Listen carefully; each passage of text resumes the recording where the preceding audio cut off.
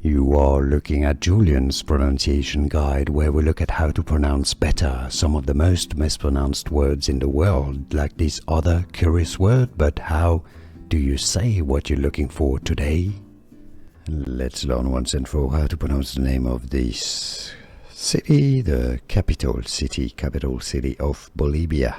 If you want to learn how to pronounce the country name, stay tuned, I've got the video for you.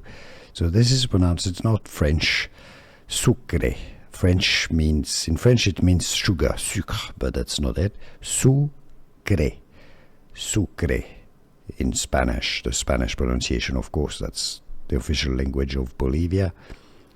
If you cannot pronounce Spanish perfectly, and you cannot say sucre, you can just say it as sucre, sucre or sucre. Sucre is how you pronounce it in Spanish. Easy once you know, sucre, and now you know.